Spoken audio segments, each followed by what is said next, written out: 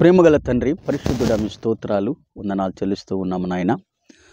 ప్రభా, ఉదయకాలం అంతా కాపాడారు తండ్రి, స్తోత్రాలు చెల్లిస్తూ ఉన్నాం. ఈ సాయంత్రపు వేళ నాయన యెహోవా యేసుక్రీస్తుగా శరీరధారిగా ఎందుకు వచ్చాడో ఇటీవల మొదటి భాగము రెండవ భాగము మాట్లాడడానికి మీరు చూపిన కృపను బట్టి స్తోత్రాలు చెల్లిస్తూ ఉన్నాం నాయన. ఇప్పుడు మూడవ భాగము మాట్లాడుతూ ఉంటుండగా నాయన యెహోవా యేసుక్రీస్తుగా ఎందుకు వచ్చాడు అనే విషయాలు కొన్ని రిఫరెన్స్లు తెలియచేయడం కొరకు ఈ సమయము ప్రభా వినియోగిస్తుంటుండగా మీ దీవెన మీ ఆశీర్వాదములతో నింపమని, అనేకులకు మేలుకరముగా చేయమని క్రీస్తు యేసు నామమున స్తుతించి వేడుకొనుచు ఉన్నాను పరమ తండ్రి, ఆమేన్. ప్రియమైనటువంటి మా దేశమిత్రులారా, దేవుని బిడ్డలారా, ప్రభు పేరిట మీకందరికీ మా హృదయపూర్వకమైన వందనాలు తెలియజేస్తున్నాం. ఏమిటంటే ఇటీవల మొదటి భాగంలో యెహోవా శరీరధారిగా ఎందుకు వచ్చాడో అని ఒక వేడి విషయాలు మొదటి భాగము తెలియచేసాం. తరువాత కూడా రెండవ భాగంలో కూడా 7 విషయాలు మీకు తెలియచేసాం. యెహోవా యేసుక్రీస్తుగా అంటే శరీరధారిగా ఎందుకు వచ్చాడో అనే విషయాలు మీకు కొన్ని రిఫరెన్సులు చూపించడం జరిగింది. మూడవ భాగంలో కూడా మరో కొన్ని రిఫరెన్సులు చూపించడానికి మీ ముందుకు వచ్చాం. ఎందుకు ఇలాగున వస్తున్నామంటే, కొంతమంది యెహోవాయే దేవుడు, యేసుక్రీస్తు దేవుడు కాదు అనేటువంటి బోధలు ఎన్నో ఉన్నాయి. అందుకని యెహోవా మరి ఆనాడు శరీరధారిగా రానప్పుడు యెహోవా మరి యేసుక్రీస్తుగా ఎందుకు వచ్చాడు అన్న విషయాలు కొన్ని తెలియచేయాలని ఉద్దేశంతో మీ ముందుకు వచ్చాం. మరి యెహోవాయే యేసుక్రీస్తు దేవుడని అన్న మాటలు రూఢిగా తెలియచేస్తున్నాయని రిఫరెన్సుల ద్వారా మీకు తెలియచేస్తూ ఉన్నాం. ప్రియులారా గమనించండి, యెహోవా యేసుక్రీస్తుగా ఎందుకు వచ్చాడో అన్న విషయాలు మొదటి 2 భాగాలలో మనము విన్నాము. ఇప్పుడు కూడా విందాం. చూడండి, యెహోవా యేసుక్రీస్తుగా ఎందుకు వచ్చాడంటే, శిష్యులను సత్యమందు ప్రతిష్ఠ చేయడానికి ఆయన వచ్చాడు. శిష్యులంటే ఎవరు? ఆయన నమ్ముకున్నటువంటి బిడ్డలు, ఆయన కొరకు జీవిస్తున్నటువంటి బిడ్డలు, ఆయన కొరకు యథార్థముగా ఉన్నటువంటి బిడ్డలు, వారిని సత్యమందు ప్రతిష్ఠ చేయడానికి. ఆయన సత్యవంతుడు గనుక ఆయన బిడ్డలు కూడా సత్యవంతులుగా ఉండాలని వారిని ప్రతిష్ఠ చేయడానికి ఆయన శరీరధారిగా యేసుక్రీస్తుగా ఈ లోకానికి వచ్చాడు. ఈ మాటలు కావాలంటే యోహాను సువార్త 17వ అధ్యాయము 18, 19వ వచనములో మీకు తేటగా కనపడుతుంది. ఆ విషయాలు మీరు గమనించండి. రెండవది ఏంటంటే, భూమి మీద అగ్ని వేయటానికి యేసుక్రీస్తుగా వచ్చాడు. ప్రియులారా, యెహోవా యేసుక్రీస్తుగా ఎందుకు వచ్చాడంటే, భూమి మీద అగ్ని వేయడానికి యేసుక్రీస్తుగా ఆయన వచ్చారు. ఆ మాట కావాలంటే లూకా సువార్త 12వ అధ్యాయము 49, 50, 51 వచనాల్లో మీకు తేటగా కనపడుతుంది. ప్రియులారా గమనించండి, ఆయన రెండవది ఎందుకు వచ్చారు? భూమి మీద అగ్ని వేయడానికి వచ్చారు. మొదటిగా శిష్యులను సత్యమందు ప్రతిష్ఠ చేయడానికి వచ్చారు. భూమి మీద అగ్ని వేయడానికి వచ్చారు. మూడో విషయాన్ని, అపవాదిని మరణము ద్వారా నశింప చేయడానికి ఆయన ఈ లోకానికి వచ్చారు. అపవాదిని మరణము ద్వారా నశింప చేయడానికి ఈ లోకానికి వచ్చారు. కావాలంటే ఆ మాట హెబ్రీయులకు వ్రాసిన పత్రిక 2వ అధ్యాయము 14, 15 వచనములో ఆ మాట చక్కగా వ్రాయబడి ఉంది. మొదటిగా ఎందుకు వచ్చారంటండి? శిష్యులను సత్యమందు ప్రతిష్ఠ చేయడానికి ఆయన యేసుక్రీస్తుగా వచ్చారు. భూమి మీద అగ్ని వేయడానికి వచ్చారు. అపవాదిని మరణము ద్వారా నశింప చేయడానికి ఆయన లోకానికి వచ్చారు.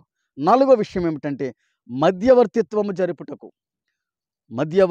జరుపుటకు యేసుక్రీస్తుగా ఈ లోకానికి మానవుడిగా రావడానికి జరిగింది. ఆ మాట మీకు తిమోతి వ్రాసినటువంటి మొదటి పత్రిక 2వ అధ్యాయము 5వ వచనములో ఉంటుంది. అలాగనే హెబ్రీయులకు వ్రాసిన పత్రిక 9వ అధ్యాయము 15వ వచనములో కూడా ఆ మాట ఉంటుంది. ఏమని? మధ్యవర్తిత్వము జరుపటానికి ఈ లోకానికి యేసుక్రీస్తుగా వచ్చాడు. ప్రియులారా, నా 5వ వచనం ఏంటంటే, 5వ మాట, ధర్మశాస్త్ర శిక్ష నుండి తప్పించడానికి ఆయన వచ్చారు. 6వది ధర్మశాస్త్ర నీతి విధి నెరవేర్చడానికి ఆయన వచ్చారు. ప్రియులారా గమనించండి, మొదటి ఎందుకు వచ్చారు? శిష్యులను సత్యమందు ప్రతిష్ఠ చేయడానికి వచ్చారు. భూమి మీద అగ్ని వేయడానికి వచ్చారు. మూడవది, అపవాదిని మరణము ద్వారా నశింప చేయడానికి ఆయన వచ్చారు. 4వది, మధ్యవర్తిత్వం జరపడానికి ఆయన వచ్చారు. 5వది, ధర్మశాస్త్ర శిక్ష నుండి తప్పించడకు వచ్చారు. 6వది, ధర్మశాస్త్ర నీతి విధి నెరవేర్చడానికి వచ్చారు. ప్రియులారా గమనించండి, యెహోవా యేసుక్రీస్తుగా ఈ లోకానికి ఎందుకు వచ్చాడో 3 భాగాలుగా మీకు తెలియచేయడం అనేది. మొదటి భాగంలో పాపులను రక్షించడానికి వచ్చారని విన్నాం. నశించడానికి వెతికి రక్షించడానికి వచ్చాడని విన్నాం. ధర్మశాస్త్రమును గూర్చి సాక్ష్యం ఇచ్చడానికి వచ్చారని విన్నాం. పరిచారము చేయడానికి వచ్చారని విన్నాం. ప్రాణమిచ్చడానికి వచ్చారని విన్నాం. అపవాది క్రియలను లయపరచడానికి ఆయన వచ్చారని విన్నాం. రెండవ భాగంలో లోక పాపములను మోయటానికి ఆయన లోకానికి వచ్చారని విన్నాం.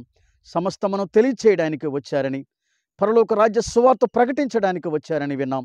లోకమును రక్షించడకు, అలాగే తండ్రి చిత్తము నెరవేర్చడానికి వచ్చారని విన్నాం.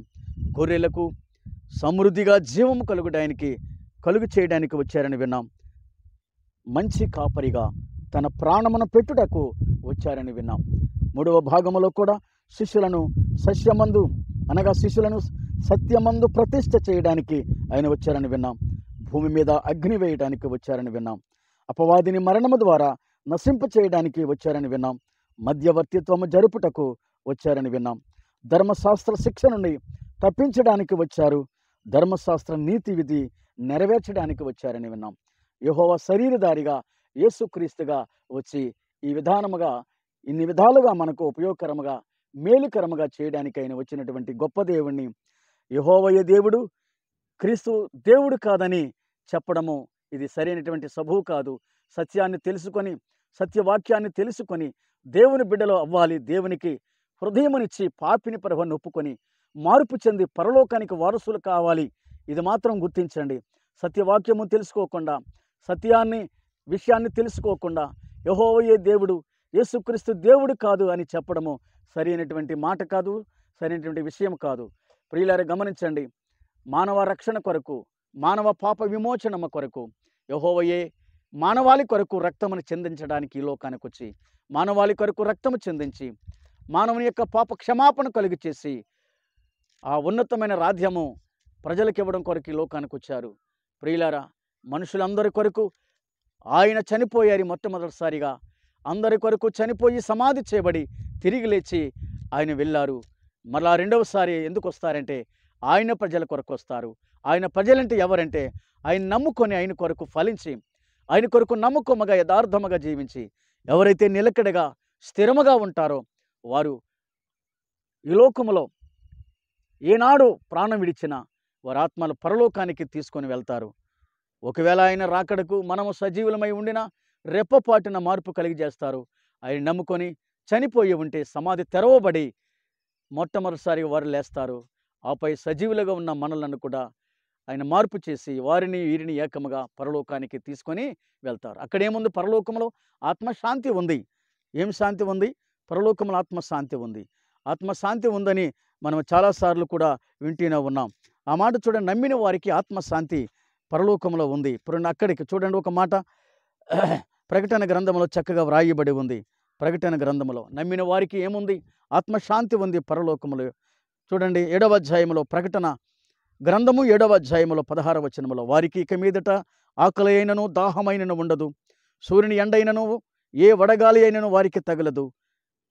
ఏలైనగా సింహాసన మధ్యమందు గొర్రెపిల్ల వారికి కాపరి అయి జీవజలముల బొగ్గల యొద్దకు వారిని నడిపించెను. ప్రియులారా గమనించండి, యేసు ప్రభు నమ్మి చనిపోయిన వారికి పరలోకములో ఆత్మశాంతి ఉంది. ఆకలి లేదు, దప్పిక లేదు, దాహము లేదు, సూర్యుని ఎండైనను ఏ వడగాలైనా వారికి తగలదు. పరలోకములో శాంతి సంతోషముగా ఉండాలంటే ఈ భూలోకములో ఉంటుండగా యేసు ప్రభువా నేను పాపిని అని ఒప్పుకొని మార్పు చెంది ఆ ఉన్నతమైన రాజ్యానికి వారసులు కావాలని మనం చేసి మాటలు ముగిస్తున్నాం. ప్రభు ఈ మాటలు మనందరికీ దీవెనకరముగా ఆశీర్వాదకరముగా చేయనుగాక.